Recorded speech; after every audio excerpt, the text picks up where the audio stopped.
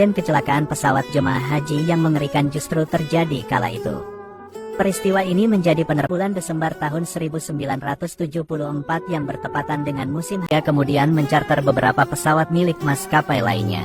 Di antara pesawat yang dicarter adalah pesawat Martin Air jenis DC-855F milik maskapai penerbangan asal Belanda yaitu Martin Air.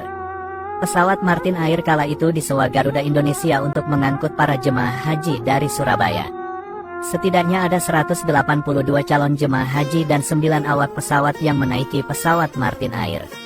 Mereka terdiri dari 111 calon haji asal Blitar, Jawa Timur, 16 calon haji asal Lamongan, Jawa Timur, 1 calon haji dari Surabaya, 2 calon haji asal Kabupaten Surabaya, 49 calon haji asal Sulawesi Selatan, 3 calon jemaah haji asal Kalimantan Timur, 2 awak pesawat dari mahasiswa, dan 7 awak pesawat dari warga Belanda. Mereka semua lalu menaiki pesawat dan terbang bersama Martin Air DC-8. Para jamaah haji Indonesia berangkat dengan rasa bahagia, karena pada tahun itu mereka telah diberi rezeki harta dan kekuatan oleh Allah Subhanahu wa Ta'ala untuk bisa berangkat, tidak bisa terbendung untuk bisa berhaji dan berziarah ke Baitullah serta makam Rasulullah Shallallahu Alaihi Wasallam. Perjalanan haji waktu itu tidaklah membuat belum ada yang langsung terbang dari Indonesia menuju ke Makkah. Pesawat sementara harus transit dahulu ke negara lain untuk mengisi bahan bakar terlebih dahulu. Pesawat Martin Air DC-8 buatan McDonnell Douglas tahun 1966 itu lantas terbang menuju ke Bandara Nait Colombo, Sri Lanka untuk mengisi bahan bakar pesawat.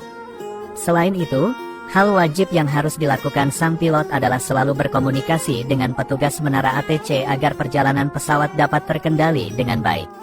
Karena apabila ada kesalahan sedikit saja, maka dapat berakhir dengan fatal.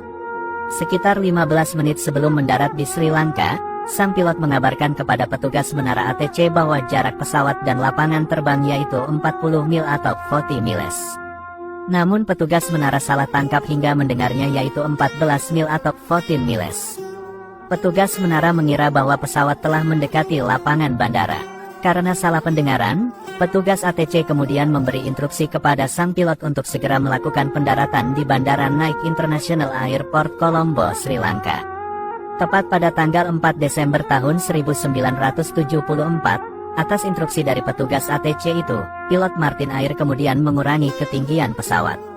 Namun betapa terkejutnya ketika sang pilot melihat tebing bukit tinggi di depan matanya. Ternyata, instruksi petugas ATC itu salah. Sang pilot kemudian berusaha untuk menaikkan kembali ketinggian pesawat. Namun sayang, puncak bukit setelah gagal menghindari perbukitan Sri Lanka itu. Pesawat Martin Air meledak dengan kerasnya setelah menabrak puncak bukit Saptakanya atau Gunung Tujuh Perawan yang belum pernah dijamah manusia sebelumnya. Badan pesawat seketika hancur berkeping-keping, tak terkecuali para penumpangnya. Tubuh para calon haji Indonesia terpental dan hancur berterbangan.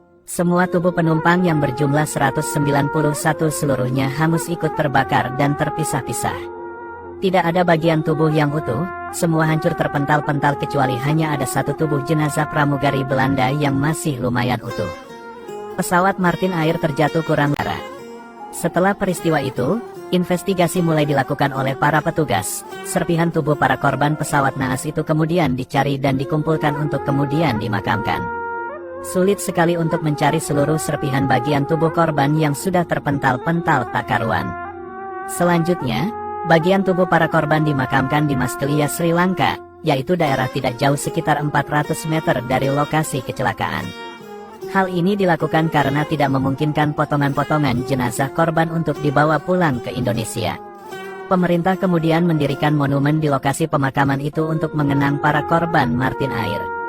Sementara itu, ada beberapa potongan jenazah korban yang diterbangkan pulang ke Indonesia untuk kemudian dimakamkan di lingkungan Masjid Ampel, Surabaya, Jawa Timur. Serpihan jenazah itu dimakamkan dalam pemakaman massal karena tidak memungkinkan untuk diketahui identitasnya. Peristiwa meledaknya pesawat Martin Air ini menjadi tragedi kecelakaan besar pada masa itu. Selain itu, insiden ini menjadi luka mendalam untuk para keluarga korban yang ditinggalkan. Tetesan air mata tak bisa terbendung ketika melihat nasib keluarga dan sanak kerabat yang wafat dalam insiden tragis itu. Seluruh amal ibadahnya dan diampuni semua dosa-dosanya. Amin.